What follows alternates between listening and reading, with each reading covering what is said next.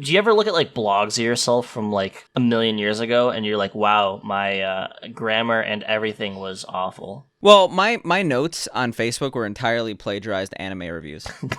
Like, I would just go to other websites and be like, yo, check out my review of this anime. And like, there would be people in the comments be like, you did not write this. I know what your writing sounds like, and this is way too sophisticated. I'm like, no, I did.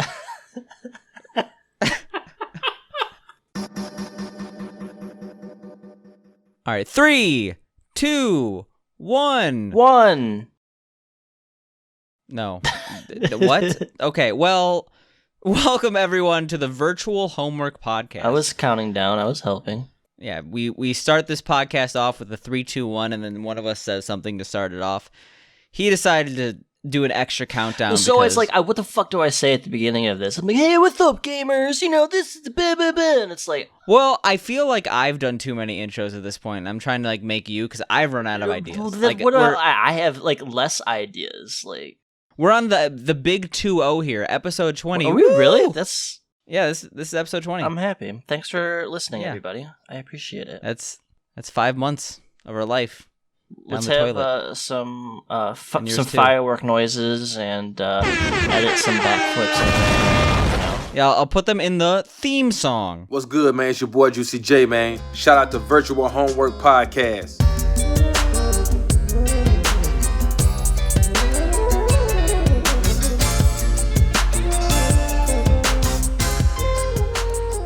So this is a very nostalgic week, I want to say, just based on the game we chose, among other things that we were talking about. What did we play this week? We played Aqua Teen Hunger Force Zombie Ninja Pro-Am, which is a title for a video game.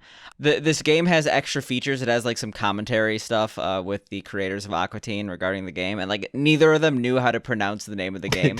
They're like, it's like Aqua Teen Zombie whatever. Like they both tried to say it at the same time and couldn't. I think they were just like told, hey, record.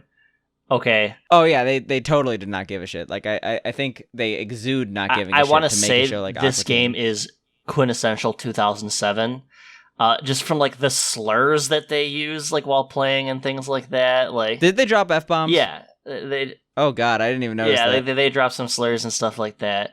Well, I mean, like they also said like, oh, that's so gay. Like, I feel like people don't really do that nowadays. You know what I mean? Yeah, this is a tie-in a little bit with the it's a tie-in with the show Aqua Teen Hunger Force, which I'm not sure if you've watched. By that, of course I'm sure you've watched this. It's literally my favorite show. I'm not sure how much Aqua Teen you've watched, but you've definitely watched some. I've watched every episode multiple times. Yeah, fantastic. It's my favorite show of all time. Pretty fantastic.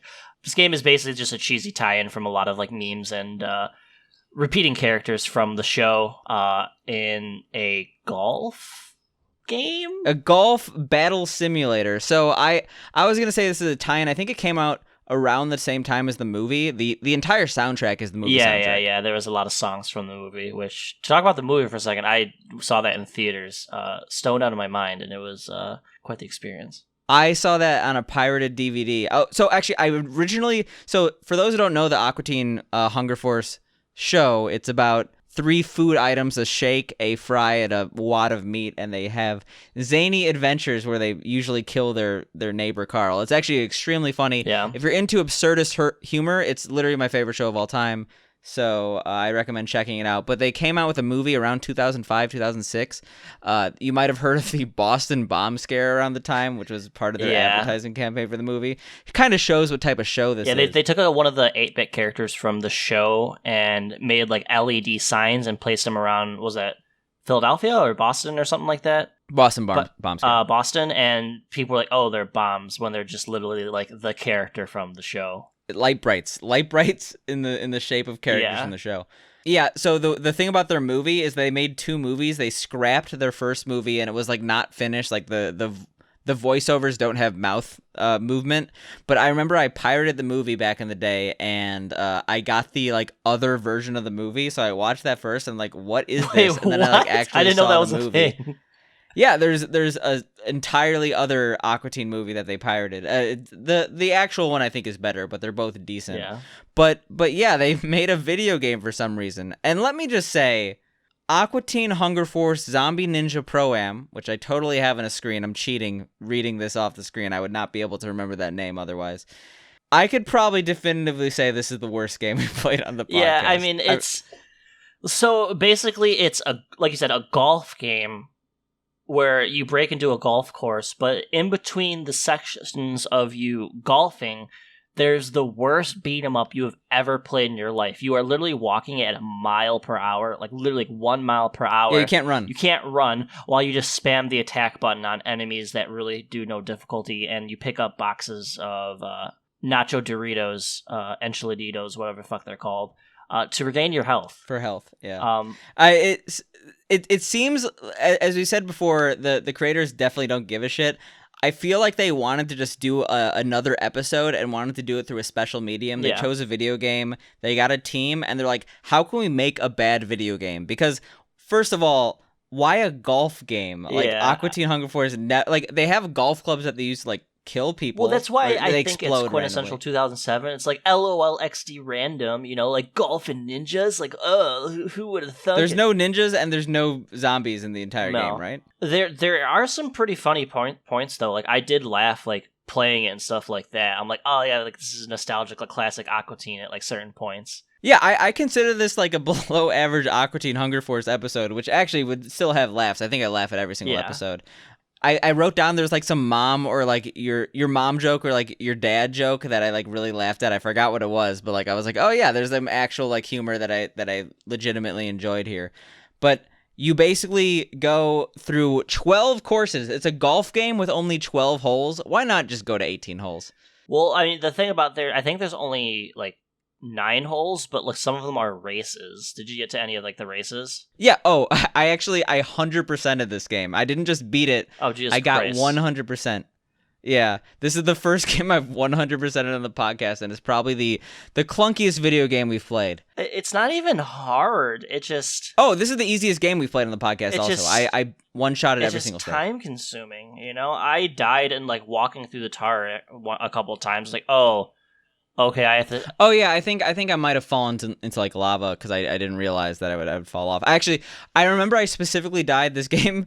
This game looks like... He said quintessential 2007. It's like bad graphics, low budget PS2 game with bad hit detection. Like some enemies were doing weird stuff. I fell through the floor in a level and died. The sound is atrocious. Yeah, and I think part of that's on purpose. We mentioned they tried to make a bad game. There's a character in Aqua Teen Hunger Force called it's like the Inoyo Cube or something like that. Yeah. And he'll like follow you in this game and do the same 3 lines over and over again. Like for like 10 minutes, like until you destroy him or he flies off or whatever. But there's like 4 enemy types, they just come at you endlessly, So what it seems like is that the enemies are on like a trigger or something like that. You go over like a certain line on the ground. And the problem is if you go back and forth across that trigger, they just like respawn like infinitely. So then it's like, like you said, it just sounds like a medium to like have like another episode of Aqua Teen, and they really didn't like think about it too much. Yeah, the plot of this game is basically Frylock gets into a golf membership or a club membership or something like that, and he's like, oh, let's golf. And then callbacks to previous episodes happen where all these characters either show up as enemies on the course or like bosses at the end of the course. The gameplay, as we mentioned, it's a golf beat-em-up racing game, which of course is a golf beat-em-up racing game.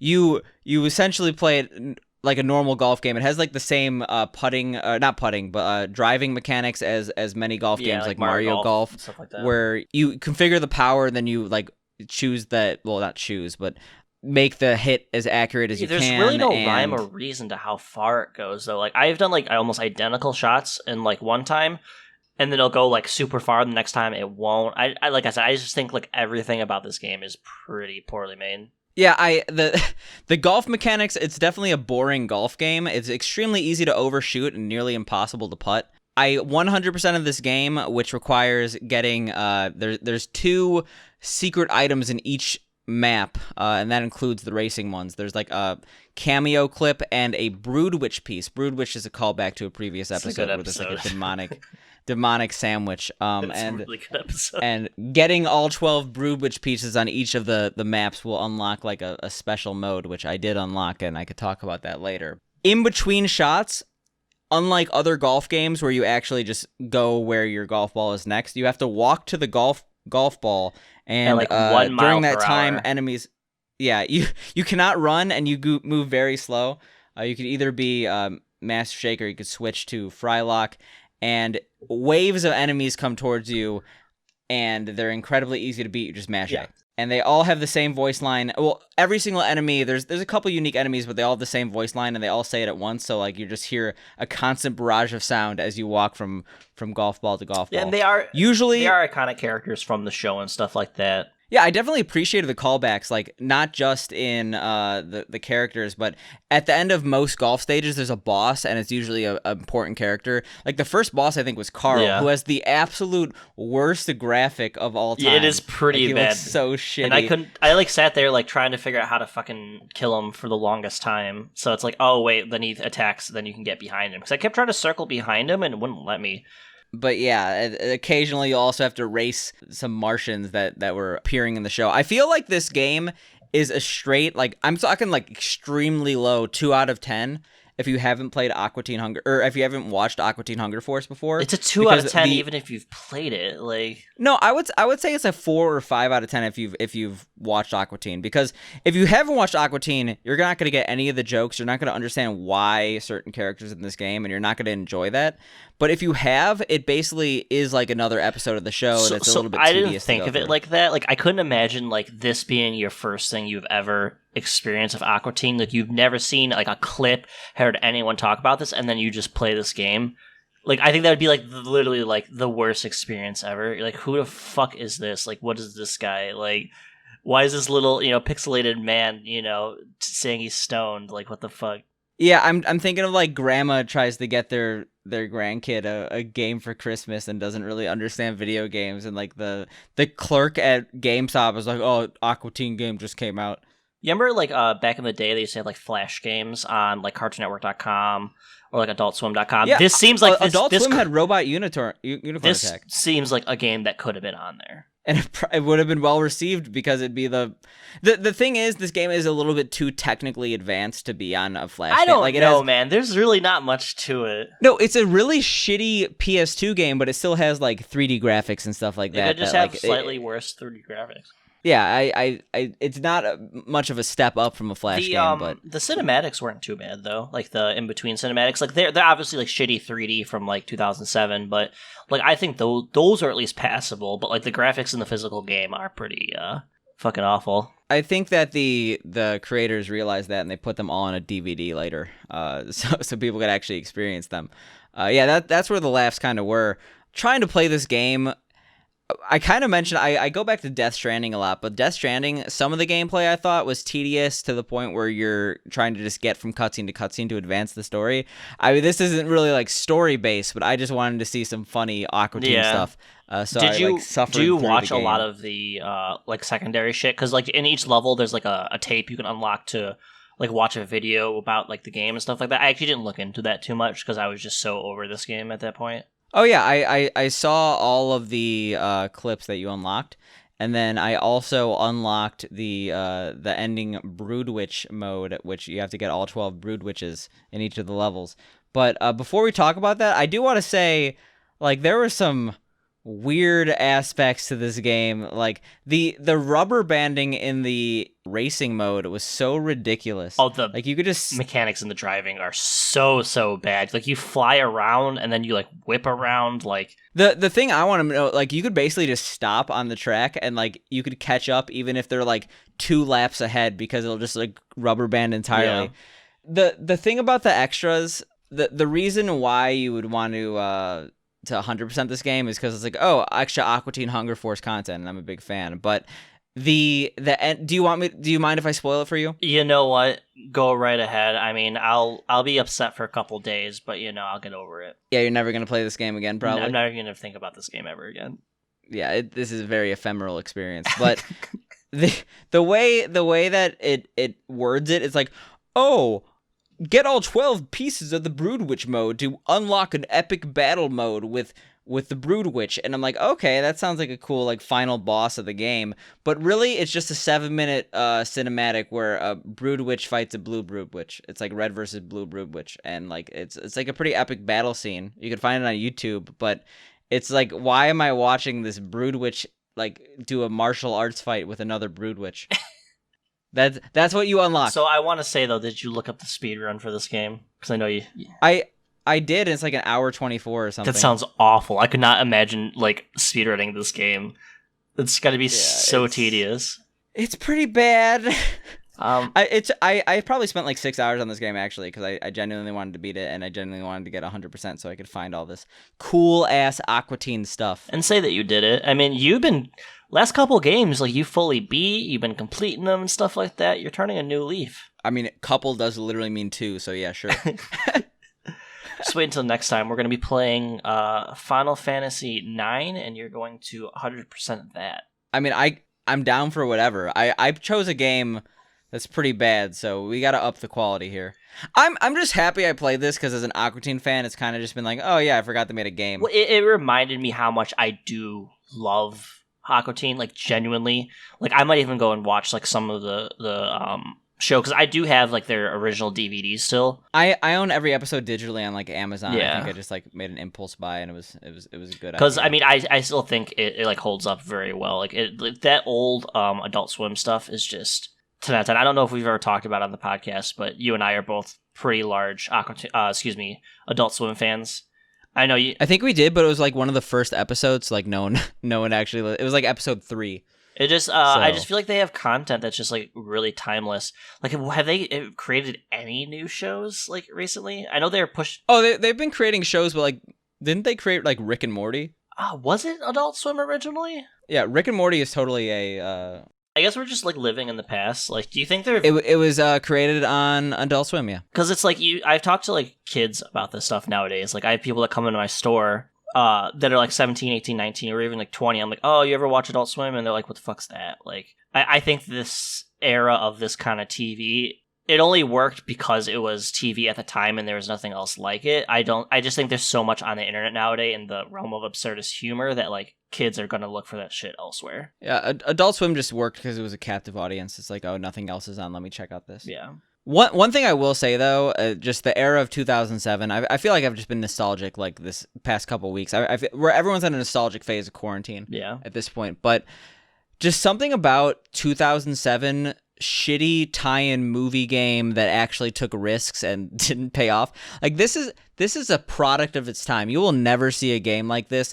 And there were so many other games like this Aqua Teen game, especially on the PS2, which has so many stupid titles. Like just that like only shovelware existed. that they just like plopped out like out of fucking nowhere. This is like kind of shovelware, but it has like some tiny bit of charm. Yeah, I mean, like it's not like Action Girls Racing on the Wii. You know what I'm saying?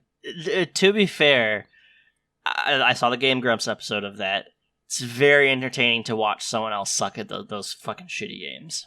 Yeah, but that's like a 3-minute game. This is like you could at least spend an hour on it. But like I could see someone sitting down. It's like, oh, I have a new PS2 game. I'll just beat this in 5 hours. Like the PS2 especially just home to PS2 and PS1 are just home to so many obscure weird ass titles that like you could never see games take those type of risks now. And like no, and I'm not gonna say Midway is the company to do it, but this is a Midway game. I feel like Midway produces some of the weirdest, shittiest games out there.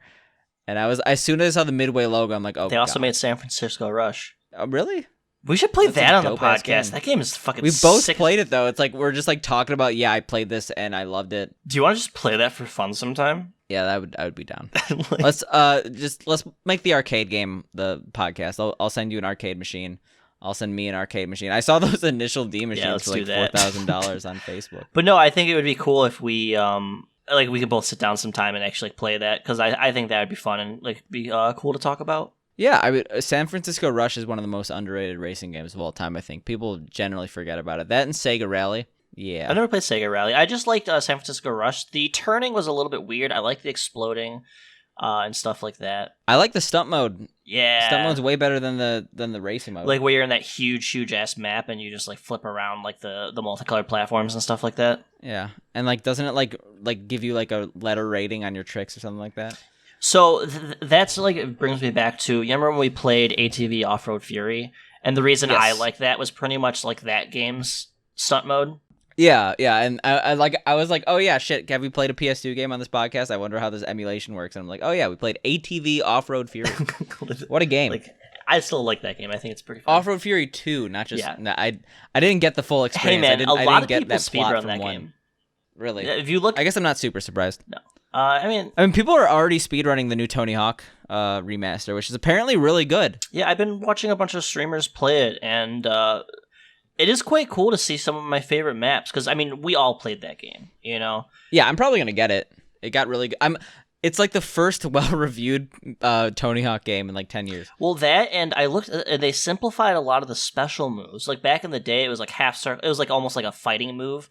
They had to do some of these specials, but you can just set your special to like left, right, X. Like that easy shit, which I think is fine, because then you can do like really crazy combos. There's like combo leaderboards for every single level. I was watching Clint Stevens try to get 4 million in one trick, because Moon did the same thing, so Clint had to like one-up him and stuff like that, so it was really hyped to watch. Let's be honest, people didn't like covet Tony Hawk for its difficulty. They just it's fun to like bust out these billion-point tricks. So like that satisfaction, the fact that they're allowing people to have that without like trying to, or really having to quote unquote earn it, makes me happy. Like one of the issues I have with Skate as a series is it took realistic skating, and of course you're on a controller, so it's not going to be realistic. But like it tried to make it so realistic that it just got really difficult, and I'm like I'm not willing to grind to get good at Skate. I've never actually played Skate. Like I've seen all like the memes, like the videos, and they do like really funny things with it. It looks like a fun game. I've just never experienced it, because my problem is I grew up on Tony Hawk-esque games, which are very arcadey. And anytime I've played like any non-Tony Hawk like sports game or anything like that, like extreme sports game, the controls just feel so like foreign to me. Even the later Tony Hawks were like not really arcadey, but like more open world, right? The Underground series. When I say arcadey, I mean like control wise. I want to say I don't. So just mash buttons. Yeah. Not like do specific things in the joystick. Well, it's like I don't want to be like do like turn half circle X. Like this is the same reason I'm not good at fighting games. So fighting games, like the combos and how fickle they are just makes me upset. So speaking of games, you saw my sick topic this week. It was just Mario. Yeah, Mario is kind of in the news. Apparently, some guy named Mario Lopez broke into a bank and killed 3 patrons, stole $40 million in cash. He's on the run currently. Why do you look like you're reading this from somewhere? Is this like an actual thing? People say that he's hiding out in Nicaragua, the Sinaloa cartel. Yeah, that's exactly what I was talking about. He was screaming something about the 35th anniversary of Mario from Nintendo. So this is like his tribute. Fucked up tribute, dude. Anti-shoutouts to Mario Lopez. Yeah, but fuck him. We got some news from Nintendo this week regarding the 35th anniversary of Mario. So there's a couple things on the plate. Let's go small to big. Okay. Smallest to most, biggest to me is that Super Mario All-Stars is now on the Switch Virtual Console. Which I think is awesome. As we know, having the Switch is super cool, having it in your hand, stuff like that. I think they should just put every fucking game on that system, because it's the perfect handheld. I've actually come around on this. I was originally one of the biggest haters of the Switch NES and SNES online capabilities. I still do miss the Virtual Console, but I remember I specifically tweeted out, like, because they initially promised a Virtual Console on Switch, and then they reneged that like 2 years later. Yeah. This was when it was called the NX. They were like, oh yeah, Virtual Console will be on NX, and they said no Virtual Console on Switch, and it's like, oh shit, like come on Nintendo, fuck you for not caring about the retro game community. I like that they're doing like the free rotation of games. I think that's kind of cool. Like, it's not really even a rotation. They haven't taken any off. And yeah, I was still not a big fan of it when there weren't that many games, but like they've added a lot of games, and they've added some more obscure titles, games that most people would not buy. So yes, I wish it had N64 Virtual Console and stuff like that, but the fact that we have games like Super Mario All-Stars for free is great. And the reason I care about it, for those who are somehow unaware, I'm a Super Mario All-Stars speedrunner, not just each individual game, but the actual all 500% category. Well, so I'm happy. You, people an opportunity to possibly get into these communities, I feel. Like maybe they don't have access to an emulator, maybe they're younger, like, oh, maybe they play these games for the first time, they think they're really fun, they see other speedruns, they're like, hey, maybe I'm going to try speedrunning Lost Worlds, like, you know, how you play and stuff like that. You call it Lost Worlds every single time, and it's Lost Levels, you fucking heathen. You're talking to someone who's, like, spent over 1,000 hours of his life playing Lost Levels, and you're like, oh, so good at Lost Worlds, and I'm like, I'm leaving the triggered. Call. Yeah, I might as well just end the podcast here. I'm sorry. Listen, I want to take this opportunity to say I'm sorry for being an idiot. I want to take this opportunity to talk about our sponsor, Fleshlight. Really? That'd be sick as fuck. They sent us like 1,000 fleshlights. Like just show an up, uncomfortable amount. Like show up at just my an parents' amount house. that you're not like supposed to see at once. Like even one's kind of uncomfortable, but like just what does your brain do when it processes like 1,000 fleshlights piled at your door? Like not even like not like in like an Amazon box. Like opened up. Like stood up in front of my house, like my mom's house. No. Everyone feels shame. Your neighbors, your mom. They're like stuck to the house. Sponsored by Fleshlight. But shit, what were you talking about? We're talking about Mario 35th Oh, Mario. Yeah, this is I'm an idiot and call it Lost Levels. Yeah, Lost Worlds. It's on Switch. Buy it now today. No, Mario All-Stars being on Switch. Like the thing about Switch ports, VC ports of games is that it automatically coincides with more runners, so I'm happy about that. It might not be a massive change, but it's probably going to be good. So my understanding is for a lot of games on like Wii Virtual Console, people would play that because it would be faster. So a lot of people speedrun on those consoles. Is that a thing on like NES and like Super Nintendo games? Like, do you think it might like load faster or make it so you're... Loads are not really an issue on Super Nintendo games. Usually people do not run the Virtual Console ports at the highest level because the SNES runs at 60.09 frames a second, while the Switch port will run at 60 FPS. So it's a very slight difference, but after a 36-minute run, it could be like 2 seconds or so. Which is important. Yeah. I mean, it's not nothing, so... Yeah. If you're going to be world record competing, you might as well save those 2 seconds. So to go on to the list of games, so it's All Stars, it's Mario Brothers 1, 2, and 3, I believe, right? Yeah, Super Mario All Stars is Mario 1, Mario 2J, 2U, and 3. So 2J is Lost Levels, the one that was only released in Japan and then released on the All Stars card as Lost Levels. And then 2U, the 2 that was released in the US, where you throw turnips. And then Super Mario Bros. 3, all with updated graphics. Personally, my favorite graphic system. Slightly different physics in that the hitboxes are changed to be more accurate, and there's some worse block-breaking physics, but we're not going to talk about that. That is the smallest news that we talked about for like 6 minutes. I think it's interesting piece of news. It definitely is. The games look good because they're upscaled and stuff like that. Yeah, but the funny thing is, like, when people think of the Mario news that came out, they're not talking about, oh my god, All Stars is on the Switch. I mean, it's maybe important they are, to me but because it's like I said, I don't speedrun it, but I played a shit ton of All Stars as like a kid. Like I played a lot of it, so it's like that's cool to me. I'm a huge Super Nintendo fan, so well, let's get it. It's cool to you, even though you don't have a Switch. I don't have a Switch. Well, I mean, it's like, motherfucker, I can appreciate cool things for other people. I'm like, you're not allowed to. I'm leaving the call. You threaten. It's becoming a crutch at this point. Listen, I'm gonna say it at least 5 or 6 times. So basically, what they obviously announced the 3D Marios. We have the Super Mario 64. They have the Super Mario Sunshine and the Super Mario Galaxy series, all in one bundle, which is pretty cool. They talked about Super Mario All Stars being on the Switch, and now they're bringing Super Mario 3D All Stars to the Switch as well, which has the games Dana talked about, with the notable exclusion of Galaxy 2. Yeah, which, of talking to people, Galaxy 1 is supposedly the better one.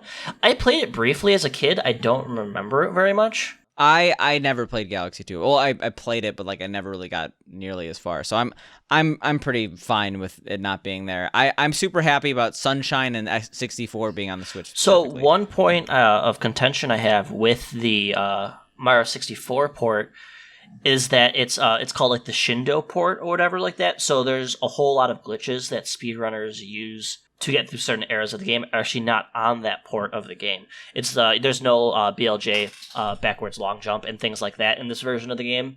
So more likely for the speedrunning community, it's whatever.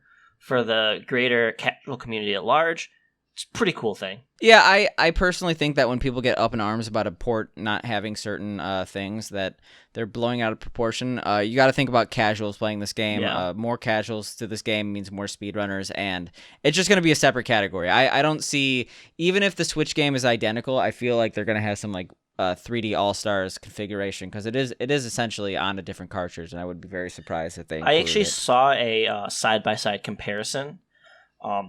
It was like a Wii Virtual Console version versus like the Switch version. I think it was Galaxy, like next to each other, and the Switch version was like significantly faster, like to the point where characters were like I want to say like 10, 15, 20 frames past like a previous version of it, which were pretty. Are cool. you talking about the 3D World port right now? Or I'm thinking about the 3D World port. Yeah. We'll get into that in a second, but ignore everything that Dana just said. Yeah, just splice it later. Yeah, sure. But yeah, I'm super excited about Sunshine being on the Switch. I feel like not many people appreciate it. I mean, people obviously appreciated Sunshine at the time, but like most people have some means to play SM64. GameCube emulation is good, but it's not perfect. It's not. SM6. So like the fact that people are going to be able to play Sunshine, it makes me happy. It's probably my favorite 3D Mario. I would agree with it. I think GameCube in general, just it's one of the older 3D systems that still looks good. Like, that system looks so good. You get, like, a good HD TV with a GameCube hooked up, and, like, Wind Waker, Sunshine, like, all those games still look fantastic, in my opinion. I don't want to say this definitively, but I think it might be the best-aged console. Yeah, I would say Super Nintendo, maybe just because of the nature of the graphics. It's just look good. Best-aged 3D console. Absolutely. But, I mean, like, we're getting into, like, 3D retro it's aged well. Let's just say that at this point, because you can even look at like some like original Xbox games, which Xbox came out after the fact, and I don't even think those games look as good as some of the more polished first party GameCube titles.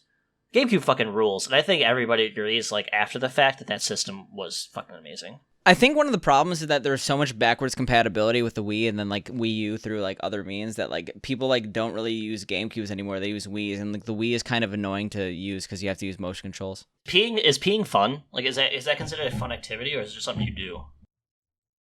I mean, I think that peeing, I guess, because like is it considered an activity? Well, I mean, like you got to break it down. It's pretty gamer. So yes, peeing is fun. I think we've officially determined this. We're finally proud enough to say it. This is the official podcast virtual homework. This is the official announcement. Peeing is officially fun. Yeah. Woo!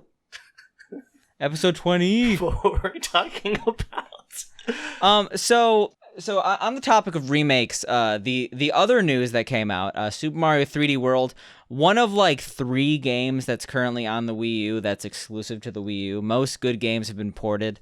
Is finally coming over to the Switch. This was extremely, extremely predictable. I don't think anyone was surprised at 3D World, especially with 3D World graphics coming to Mario Maker 2. That was coming to the Switch. But I played a lot of 3D World. That game was pretty fun. I was and still am a Wii U fan. Like I personally really enjoy my time with the Wii U. Yeah, the system's worthless now. Well, like my buddy had one. Like one of our mutual friends had it, and we played the shit out of it. I think the people that had it enjoyed it. The problem is there were like 8 games for it. Yeah. I don't think anyone who had a Wii U didn't really enjoy it. It's just like now it's a worthless system, so of course people are going to. It was marketing. That's. Like, I thought it was an add-on to the Wii, to be honest, when it first was announced. So yeah, now I think Xenoblade Chronicle X is like the only Wii U game that's worth having a Wii U for. With that though, like I'm excited. I'm probably gonna buy it again just because I only got about halfway through that game and I don't feel like ever busting on my Wii U again. It's not. I'm not hard, sure if you've, but it's a very fun playthrough. Like if you can get some friends, like for some couch co-op. I feel like it got some flack, and it was legitimately just because it was on the Wii U that people judged it harder. Yeah, I think know so too. Donkey's actually a big detractor of it, but Donkey also has terrible opinions sometimes. Yeah. He's also a comedy reviewer, and I shouldn't take him too seriously. Yeah. People are... Listen, this is the internet. People are entitled to their opinions. Sam is not, and his opinions are wrong. Like, Mischief Makers is a 10 out of 10 game, but, you know, it's okay. You just heard a man invalidate himself in one sentence. I'm definitely going to buy it. I'm happy it's coming out. Let's get into the big guns here. The big guns. I think there's only one announcement left, actually. Now, I guess there's like some Mario Kart augmented reality thing. I don't give a shit. But that was, dude. Let's talk about that for a second, though. If you were fucking 9 years old, you'd be coming in your fucking, Spider-Man briefs about that shit. Like that looks so cool. I'm gonna cut what I just said. Yeah, so it looks really cool, and I mean, like, yeah, if I was young, I'd probably enjoy it, but I'm not, so I'm an adult. but I'm not gonna. For example, I work in a toy store. We get all the newest Mario toys, so it's like the shit that kids have nowadays are insane. Like we have this like Hot Wheels Mario Kart racetrack that like flips through all this shit. Is the dopest thing ever. It's $70, and if I was a millionaire, I would buy it. That's like a very high bar to buy a $70 Hot Wheel toy. Well, it's like to justify having like a toy I'm going to play with for like a half hour. I feel like you could be a 600,000-aire. Yeah, and still buy it. Like I just you're going way too high with the millionaire. I just mean like being like eccentric enough to have wealth where you can buy children's toys that you're gonna play with for 20 minutes and then throw away. Hot Wheels have always been dope, and I think they know they're dope. Oh yeah, absolutely. I liked Matchbox cars a lot when I was a kid with like the realistic sets, but I feel like advertising, even when I was young, there was a lot of stuff that like I was like, this is stupid. Every single Hot Wheels thing I wanted, and I like never got any of them, and it made me sad. Did you ever play the Hot Wheels computer game? I definitely have, but for some reason, when I think of the Hot Wheels racing game, I think of the Lego racing game, which was dope. Lego racing is cool. We gotta play Lego Island on this podcast. But I keep fucking thinking about like the Volcano Hot Wheels track. Oh, I fucking had that. I remember getting that for fucking Christmas one year. Well, I don't think it was actually dope, but it looked dope. No, it was fucking dope. It was the fucking dopest thing that's ever exist. Like it would. Can we bust that out? Can that be our next game? Just like a Hot Wheels toy. Yeah, just let's play for it for at least 2 hours. That's still our rule, right? Yeah, dude. What were we talking about again? We were talking about Mario. Oh, no, to go back on the 3D Mario thing, I don't know if this was your big news or not, but this is only available till like March, and then you can't ever get it again. I was gonna bring this up a little bit later, because actually let's go into this. The last announcement, as far as I could tell, there might be more. Mario 35 is coming. What's Mario 35? Did you not see that? The Mario Battle Royale? Oh, yeah. The Battle Royale that's just a worse version of the one that the guy made himself. No, okay, so you're wrong, and it's basically Tetris 99, and it's Mario Royale. It's cool. I just like having everybody on the same screen. Like, I think that's a really cool concept. I think that this concept works a lot better because one is probably optimized so no one could you could actually play the game correctly. But the one on Mario Royale was like lag shitfest the entire time. And I feel like 99 was a little too busy. 35 definitely brings it down a notch. The thing that I think is really cool is the cross-player item stuff. I think that that's going to come into play super well. So basically, if you shoot a shell at an enemy, like it could go on other people's screens and shoots then at hit them and stuff like that, right? Yeah, I think it's just going to be a much higher technical achievement than the one guy made in his house. Well, so my mentality on it, I feel like with the shell going at people and stuff, I feel like that's a lot of like RNG like type bullshit. Like, oh, I got bullshit. Versus like to me, like that game was like super hype because it was like essentially to a point it was pure skill because it was just there's no one else like interfering with you other than their bodies. At the same time, that's a flawed concept because it allows certain people to just succeed. I'm probably going to be predispositioned. Be good?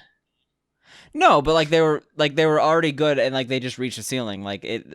That's the thing about that game is that like ceilings just get reached and then it's like you can't interact with it. It was the whole argument we had with speedrunning racing not being super entertaining just because like someone just is really they good go at fast and you're fast. waiting for them to mess up versus you could actually affect their gameplay. So I think this is a better approach. I think that while I was impressed with Mario Royale, I think this is the death knell. It currently has players. Like I remember someone was trying to tell me like, "Oh, why are you excited for this? You could just play the Mario Royale." Oh no, the Mario Royale isn't server. around anymore. No, it is. It is. It has 35 people online total. Oh, okay. I was like, no, you need literally 99 people per lobby. Like, I'm just jealous because I don't have a Switch, to be honest. We'll start a GoFundMe. It'll be fine. To be honest, I don't need a Switch though because it's like I just have like I would like play like nothing on it because I just have too many PC games to play. Are you would you even play like a Switch mobile or would you play it docked? I don't even know what type of gamer you are. I would probably play a lot of mobile because I would just like lay in bed and probably play it. Yeah, I thought I was gonna be a docked person when I got a Switch, but like I'm totally a mobile person. Just the ability to lay down and play it is super awesome. And it's like the perfect size too, right? Yeah, it honestly is. Nintendo did well with the Switch. Who would have thought?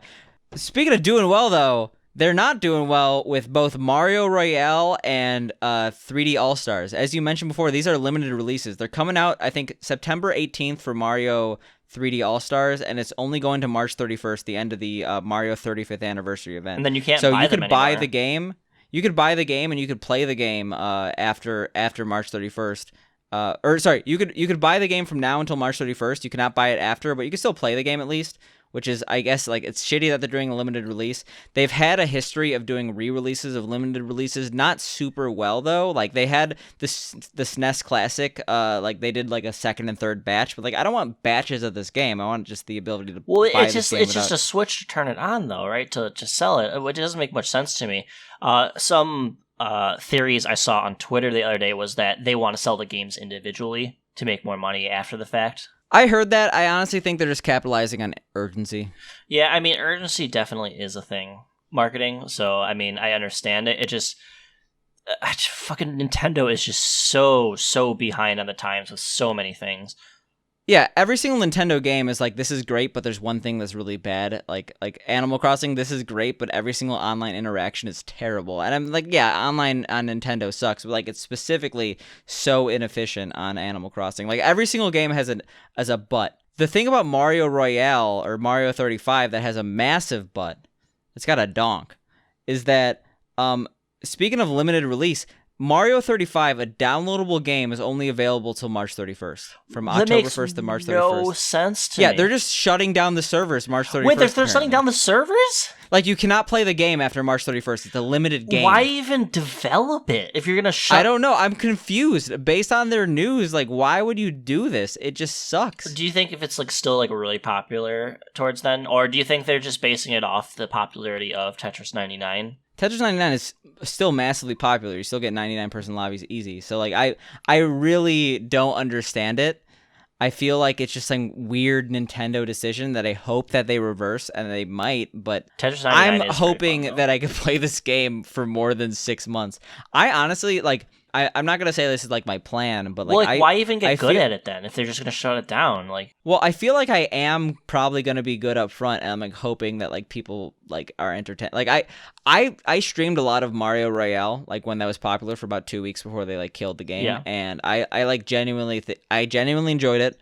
I genuinely think people enjoyed me watching. So, like, enjoyed watching It's me. very hype because it's very, like, short-term, stressful, you know, you getting fucked up, like it's like Fall Guys almost. Yeah. Which is also really another fun game to watch. So it's just so funny. Do you think this got announced in response to Fall Guys, or do you think this is something that? No, I think it got announced in response to Mario Royale. I like Nintendo has a pattern with their cease and desist where they, like, if it's something that's good, they'll emulate it. Like, for example, they cease and desisted all these ROM hacks and made Mario Maker, cease and desisted by Mario Royale and made Mario 35.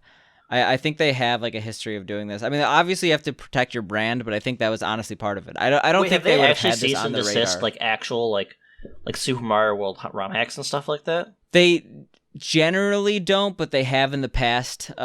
Usually people trying to sell their like repro carts. Oh, that's if they're, like, selling them, but, like, you know, Pooh World's not going to get fucking. They specifically have taken down YouTube videos of Let's Players doing ROM hacks.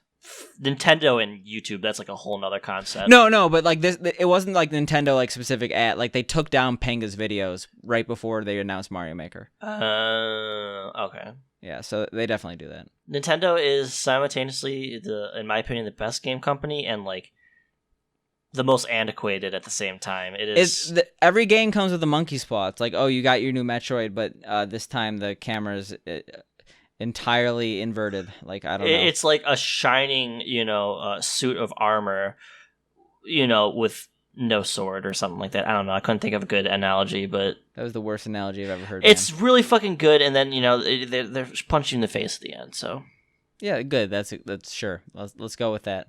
So what else you got for me? Gangnam Style.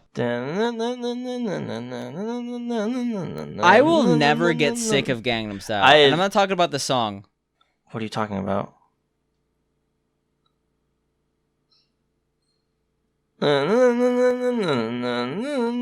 Gangnam Style. Sorry, I was thinking about Gangnam Style. What the thing about Gangnam Style is that it's Gangnam Style, and That's why it's so good, because you could just like you could be like in a normal conversation, like we were just having like a normal conversation. I went Gangnam Style, or I could go open Gangnam Style, Oppa Gangnam Style, and like it just derails the conversation. It's such a good. I'm actually quite tired of that meme. song because I probably heard it like 100,000 times. Like I think everyone heard it 100,000 times. That's why it became the first. I don't even think video. It's that good of a song. Like, it's an okay song. It's a standard catchy pop tune, but I've mentioned Gangnam Style on this podcast before, and I will never not. Like, Gangnam Style is an eternal meme to me. I'm gonna like randomly just say Gangnam Style to you, and you're gonna have to deal with it. I mean, I prefer you to say Boss Baby. That's a better meme. Boss Baby.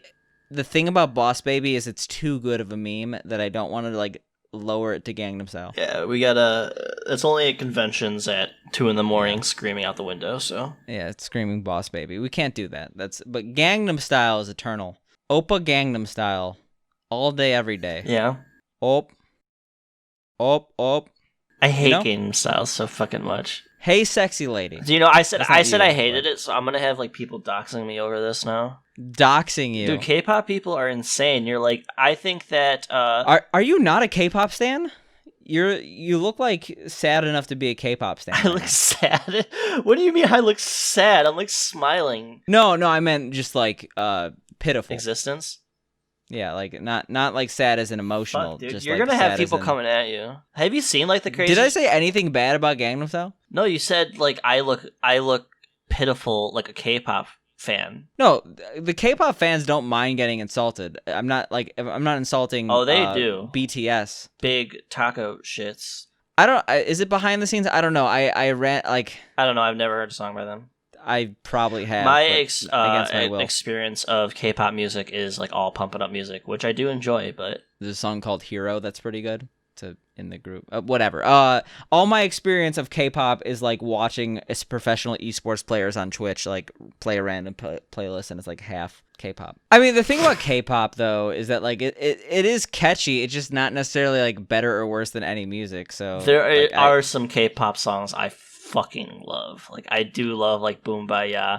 I mean, once again, most of it is like pump music or like really old like But like to be fair, like a lot of the Pump It Up music dance game I play is like mainstream like top 10 K-pop hits. It's not any better than like how many Kesha stands are there posting? I mean, Kesha to be fair, I everything? probably like it more than American pop music. Yeah, I could see that.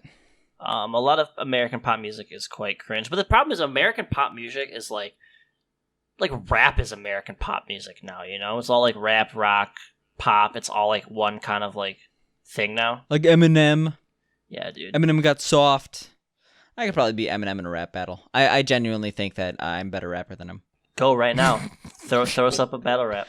No, I want people to hopefully listen past this point, and me trying to freestyle rap is like a good way to make every single person listening immediately turn it off. Just as soon as you start rapping, I'll just end the podcast. I mean, on the topic of like East Asian media, like you made me make a big purchase from last podcast. Yeah. I was editing and we were talking about Akira and like how the manga's so much better. I bought the manga box set. Really? Yeah, like the collector's edition, like deluxe. That's gonna edition. look so nice. Do you have it already or? No, it's coming tomorrow. Amazon's super slow with their things. I ordered it. Isn't that like so crazy though? You're like, I want this collector's edition box set. And it's like at your door in like 3 days. It's like if you want a rice cooker, you can just send it. Yeah, Sam sent me a rice cooker because he says I eat too much McDonald's. Yeah. Oh, yeah. I have a talking point on Dana's diet because I wanted to have an intervention. What? I want to have an intervention, like straight up. So what's up? You eat too much McDonald's, fat boy. So that's like so terribly fat shaming. I don't even think you're like fat, really. Just stop eating McDonald's. The cholesterol's not great. So the problem is my entire life, my mom doesn't like cooking. So it's like I frequently would have to just like order something or get something. So it's just like I'm very lazy. I can cook and I am a pretty good cook. It's just like I don't have things. I don't go grocery shopping. And when I do, it gets eaten. So I'm like, oh, fuck, like. Pre-COVID, I would get takeout like every single day to the point where it's like, how is my food budget this high? This is insane. When you're spending $32 on every meal, yeah. Yeah, it's very not good. But I grew up in an environment where my parents were like super adverse to fast food. I would like look forward to going to friends' houses because they'd be like, "Hey, what do you want from McDonald's?" And I'm like, "Oh shit, I don't get this at my house." So I understand it, I'm but like at the same tired time, of it, to be honest, this is an intervention. You only have one heart. You are not a cow with 3 hearts, even though your beef intake may turn you into a cow at these McDonald's Big Mac meals. What do you even get? Chicken nuggets. Just chicken nuggets? It depends. Like, I'll get the filet of fish. I'll get the chicken nuggets. Sometimes I will say Sometimes I will just get a large fry and a milkshake. that's still terrible for you. Yeah. I think the milkshake is one of the worst things on the menu. Their for milkshakes you. are so good now. They used to suck, but they changed their chocolate formula, and it's so good. What size do you get? Large. He's about to shame me. So a large chocolate shake from McDonald's is 840 Jesus calories. fucking Christ! Yeah, it's like one of the worst things on the menu. So you're like, oh, sometimes I'll just get a chocolate shake and fries. It's not like a Wendy's Frosty and fries. You're talking full meal worth, like more than a full meal worth of calories, man. I said something about the filet of fish, and then you started talking about it. Oh, yeah. So I think the filet of fish is one of the most underrated items on the menu. The first time I had a filet of fish, actually, it was way late into my life. It was in China. We ordered a bunch of Big Macs, and they didn't understand English, so they just gave us a bunch of filet of fishes, and we had them. And they were like actually so good. They're actually excellent. Like I'll get the double filet of fish sometimes. By the way, ignore me and friends ordering McDonald's in China. Sorry, we were not eating Chinese food. Well, you don't have to eat it for every single fucking meal, like official. I had a friend who ate. He actually when he got there, he has a sensitive stomach, and like some Chinese food is. All Chinese food is kind of lower in the sanitary department. So like he literally could not eat any Chinese food and had to eat like all McDonald's for like 3 months. Oh no. So basically you. I don't have a sensitive stomach though. I have a sensitive stomach. Oh, you little fucking bitch. Yeah, pretty much. But I miss restaurants. Eat rice. I miss restaurants too. I'm gonna eat rice with soy sauce. That's probably what I'm gonna eat. Yeah, that's not actually that healthy, but well, what the fuck do I do to make it healthy? Add vegetables? I feel the rice cooker comes with like a steamer. Suck. It comes with a vegetable steamer. What, steamed broccoli? Why don't you just kill yourself? That shit sounds terrible. Sounds delicious. I would love to steam broccoli in my mouth right now with my mouth. I have a steamer in my mouth. How do I even react to that? What are we even talking about right now? Like something about Gangnam Style, and now we're talking about the rice cooker that Sam's gonna save my life. Oh, fucking Dak Shepard. That's what I wanted to talk about. Yeah? We were talking about the Employee of the Month movie. Remember that one? No.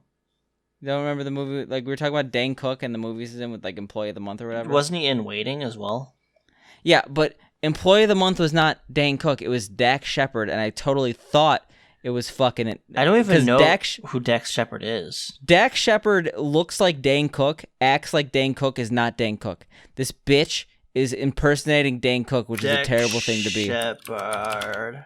And like I remember, like I not look like Dane Cook. He looks like Dane Cook, and if you disagree with me, the thing that haunts me the most is that every single time I go on like the podcast apps that I go on, because of course I do, because we have a podcast. His podcast is like number one. He has the worst face of all time. So this is an anti-shout out to Dak Shepard. Put me on your podcast. Put me and Dana on your podcast, really. Otherwise, you will certify yourself as a coward. Dude, you're fucking like angry. You're a coward. What is the Alex Jones line when you're a liar and a fraud, and then he like runs at them? Do you know what I'm talking about? Hold on. You're a fake. You're not an intellectual. You're a coward and a fraud. Dane Cook. Are you really going on this side by side right now? The thing is, you also have to go when these people were both relevant. So, like, you have to find like a 2005 picture of Dane Cook and a 2005 picture of Dak Shepard. I think Ryan Reynolds looked way more like Dane Cook. Ryan Reynolds looks nothing like Dane Cook. I was just being nice last podcast. I'm sorry. You're getting called out for your worst comparison of human beings. You done? Wait, yeah, you have nothing to say? I don't have anything to say. You don't have anything to say at all except that you don't like Dak Shepard? You don't like him? I don't even know what has he done? I don't know. He just like randomly appears. Like I remember I was like watching this cooking show on Netflix called The Final Table. And it was like, our guest judge today is Dak Shepard. I'm like, really? That's all I can get? IMDb. Your mom.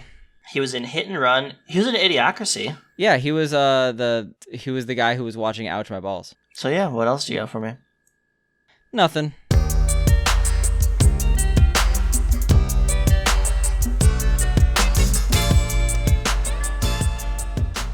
Hey guys, so if you liked the episode, make sure to follow Virtual Homework Podcast wherever you get your